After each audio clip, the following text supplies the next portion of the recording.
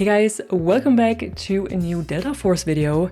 The alpha has ended today after 4 weeks of being online, which is a very long time for an alpha already.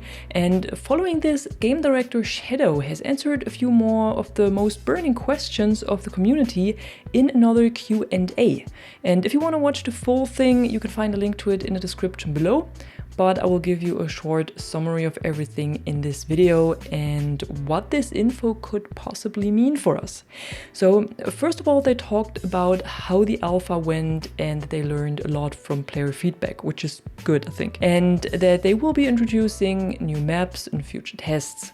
And I find tests as a plural is pretty interesting here, because that could mean that we will not just get the Steam Next Fest test before the actual early access release, but maybe some more tests. Let's see.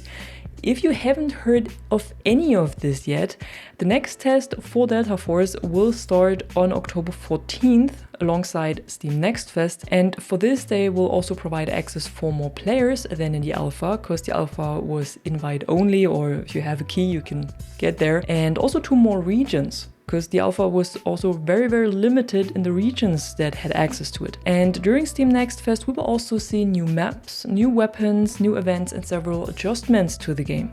For example, an improvement to network environment, which is, I assume, the server performance and hit registration. We also got a first look at one of the new maps already, they showed it in the video, and I don't know about you guys, but I feel like this one has some striking similarities with Battlefield 2042 maps. The bottom left looks exactly like the teaser picture we got for the Season 4 map Flashpoint with that huge tunnel, and the bottom right looks a lot like Redacted with that dome and laboratory. And in the top left we can see the overview of this, and it also is a completely linear map, so even the top view looks exactly like Redacted. And it is completely infantry focused, that's what they told us as well. I mean, it looks good, it definitely looks interesting, but I think they should be careful to not run into a lawsuit with EA here.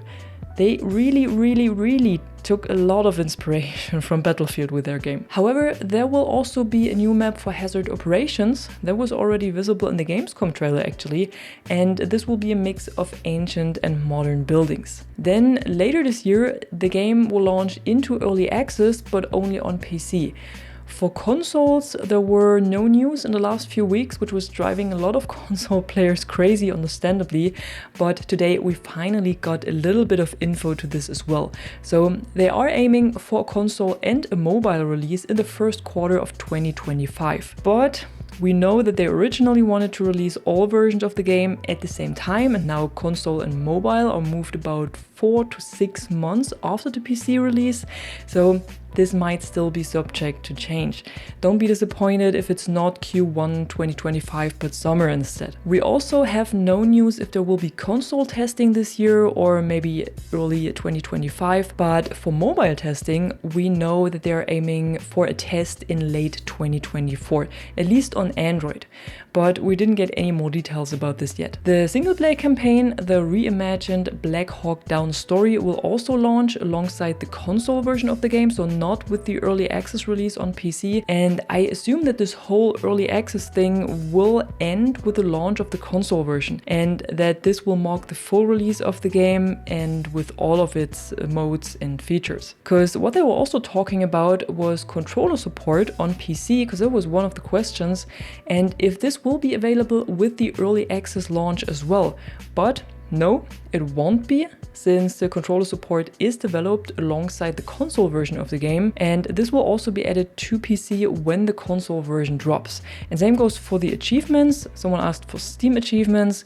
They won't be available right at early access launch, which is pretty usual actually, but will be added with one of the major updates later on. But I think it will also be added with the console version, or very likely the full release of the game. Moving on, they also addressed another very interesting topic, and that's the AI and Havoc warfare, because this was something a lot of players were complaining about, understandably, especially since the bot had real player names, giving the impression that you are playing against real players. And they said that they included bots in the alpha because of the lower player count, to make sure that matchmaking times are as low as possible, which is absolutely understandable. But for the full release, they are currently discussing if they want to remove AI completely from Havoc Warfare or keep it on a certain level for regions and times with a low player count. So no matter where you are located or what time you are playing, you will always experience a full server and fast matchmaking times, and not 5 people running around on these large maps and you have to wait for this for 20 minutes or something. So I think this would be the better option instead of removing them entirely, but what they should definitely do is to make these bots visible as bots by their name. So like Battlefield 2042 is doing it, that they give them the name bot. What will be introduced, however, also towards the end of this year, so probably with the early access release already, are bot matches similar to Battlefield 2042, which means you can play alone or probably in a squad with up to 4 people, so with you and 3 friends, on all of the available maps solely against AI. But of course with the difference that you know that this will be AI, and in a normal mode you never know.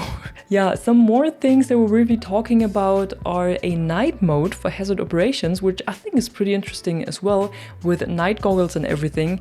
And yes, this will be part of an event around summer 2025. Maybe not permanently, so they might not introduce a full map with night missions, but it will definitely be coming as part of an event. There will also be a kill cam introduced later this year, making it easier to see how you were killed, and it also helps to identify possible cheaters. And jets will be added to the game as well, alongside the helicopters we already have. But they will come at some point in the future. They weren't really specific about this. And that was it for today. Tell me what you think about this new info in the comments below.